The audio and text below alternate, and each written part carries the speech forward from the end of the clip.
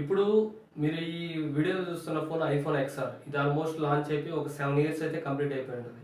Still iPhone XR అనేది మీకు సూపర్గా పనిచేస్తుంటుంది. ఒక 20,000 రూపాయల ప్రైస్ సెగ్మెంట్లో ఏ ఆండ్రాయిడ్ ఫోన్ తీసుకున్నా కానీ గట్టిగా కాంపిటీషన్ ఇవ్వగలదు, విన్ కూడా అవ్వగలదు. ఎందుకంటే 7 ఇయర్స్ అయినప్పుడు కూడా మీకు ఐఫోన్లో అనేది అంత క్వాలిటీ ఉంటుంది, అంత డ్యూరబిలిటీ ఉంటుంది. And that software, hardware and price segment కూడా అదే రేంజ్లో ఉంటుంది. కాబట్టి మీకు అన్ని ఇయర్స్ వస్తుందని మీరు అనుకోవచ్చు. మీరు అనుకున్నది కరెక్టే. బట్ మీరు వాడుతున్న ఆండ్రాయిడ్ ఫోన్ కూడా ఐఫోన్తో పాటు ఇలాగా 7-8 ఇయర్స్ అంతకంటే ఎక్కువ వాడాలనుకుంటే నేను చెప్పబోయే కొన్ని ట్రిక్స్ అని చెప్పను, కొన్ని టిప్స్ అయితే మీరు ఫాలో అయితే ఖచ్చితంగా మీ ఆండ్రాయిడ్ ఫోన్ కూడా ఆల్మోస్ట్ 2 ఇయర్స్ రావాల్సిన ఫోన్ పక్కగా 3 ఇయర్స్ 4 ఇయర్స్ అయితే వాడచ్చు. సో ఫర్ ఎగ్జాంపుల్ మీరు ఒక కొత్త ఫోన్ తీసుకున్నారు. ఫోన్లో మీరు కొన్నప్పుడు బాగానే జాగ్రత్తగా చూసుకుంటారు. కింద మీరు మంచి స్క్రీన్ గార్డ్ వేపిస్తారు, ఫోన్కి ఇచ్చిన ఛార్జర్ పెడతారు, పౌచ్ వాడతారు, అండ్ ఈవెన్ కెమెరాకి లెన్సెస్ కూడా వేయించుకుంటారు. సో అంత బాగా జాగ్రత్తగా చూసుకున్నాం మీ ఫోన్ని. ఒక 3 మంత్స్ అవ్వగానే దాన్ని ఎలా వాడతారంటే లైట్ తీసుకుంటారు. జనరల్గా వాడే ఫోన్ కదా, అంతగా లైట్ ఉంటుంది. మనకు అందరికి ఇంట్రెస్ట్ అనేది ఆ ఫోన్ మీద మోజు అనేది తగ్గిపోద్ది.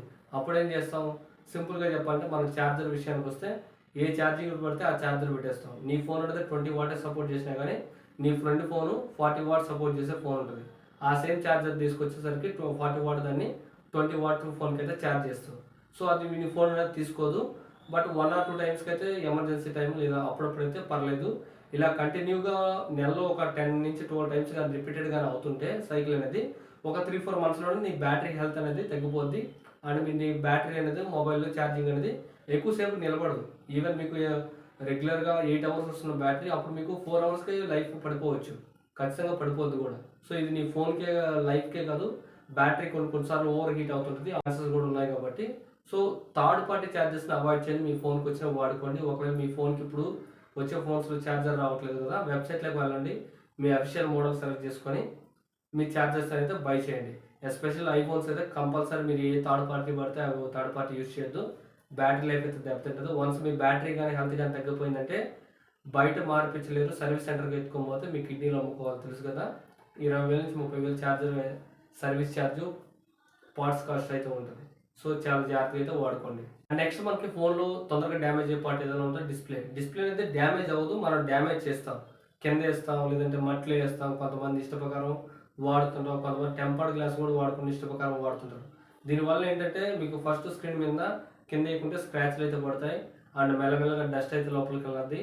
సో మీకు దీన్ని ఎఫెక్ట్ జరుగుతుందంటే ఇయర్ పీస్ మీద కొద్ది మెల్లమెల్లగా ఒక 4-5 మంత్స్ తర్వాత సౌండ్ క్వాలిటీ అనేది కొద్దిగా తగ్గుద్ది. అండ్ కెమెరాలో కూడా డస్ట్ అనేది ఏర్పడడం వల్ల ఫ్రంట్ కెమెరా కూడా మీకు పిక్చర్ క్వాలిటీ అనేది తగ్గుద్ది. ఇది చాలామంది అబ్జర్వ్ చేస్తుంటారు.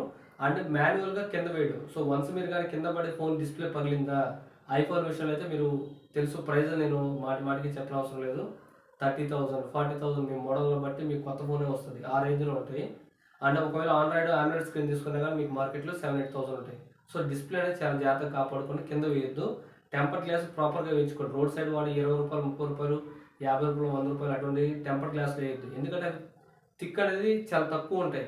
సో అవి ఊరికే పేపర్ గ్లాస్ లాగా ఉంటాయి. సో ఇంతకుముందు మనకి టెంపర్ గ్లాస్ లేనప్పుడు కీప్యాడ్ ఫోన్కి ఏం చేసేవాళ్ళం, ఒక స్టిక్కర్ లాగా ప్లాస్టిక్ కవర్ని అతికించేవాళ్ళు అన్నట్టు, అంటే స్క్రాచ్లు పడకుండా. ఆ టైపు అంత సెక్యూరిటీ మాత్రమే మీకు వాడే 100 రూపాయలు వాడే టెంపర్ గ్లాస్ అనేవి ఉంటాయి. సో మనందరం అన్ఫార్చునేట్లీ అందరం అవే వాడుతుంటాం. బట్ కొద్దిగా క్వాలిటీ ఉన్న అండ్ బ్రాండెడ్లో ఉన్న టెంపర్ గ్లాస్ అయితే తీసుకోండి.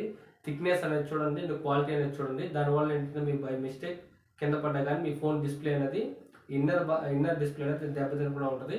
ఏదైనా పగిలినా కానీ మీరు టెంపర్ గ్లాస్ పగులుతుంది. సో మీరు రీప్లేస్ అయితే చేసుకోవచ్చు.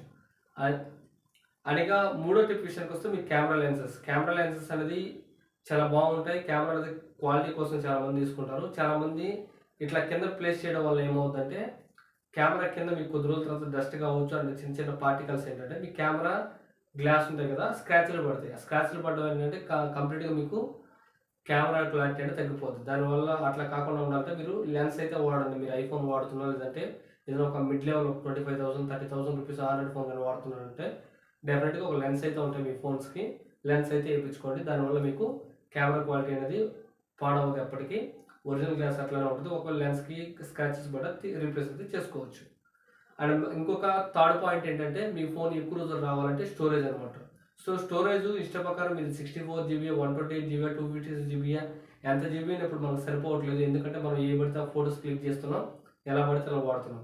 సో కనుక మనకి కంపల్సరీ మీ స్టోరేజ్ అనేది అన్నెసరీ ఫొటోస్ కావచ్చు, వీడియోస్ కావచ్చు, వాట్సాప్ చాట్ కావచ్చు, యాప్ క్యాచీ కావచ్చు, ఎప్పటికప్పుడు క్లియర్ చేసుకుంటూ ఉండి అన్నెసరీ డేటా అనేది మీ ఫోన్లో అసలు పెట్టుకోవద్దు.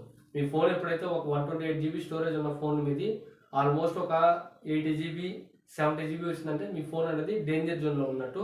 సో ఎప్పుడు కూడా మీ ఫోన్ 128 GB స్టోరేజ్ కానీ ఉంటే మీరు ఒక 60-70 బిలోనే మీరు స్టోరేజ్ అనేది యూజ్ చేసుకోండి. ఒక 30 GB నుంచి 40 GB వరకు ఫ్రీ వదిలేండి. ఏంటి పోయి అంత జీబీ వదిలేయాలి ఖాళీగా అంటే కంపల్సరీ మీ ఇంటర్నల్ స్టోరేజ్ అనేది ఫ్రీగా ఉంటే మీరు యాప్ ఓపెన్ చేసిన వెంటనే మీ ఫోన్ హీట్ కాకుండా ఈ యాప్ అనేది ప్రాసెసర్కి అందించి ఇంటర్నల్ స్టోరేజ్ అనేది సేవ్ అయ్యేది కాబట్టి డేటా.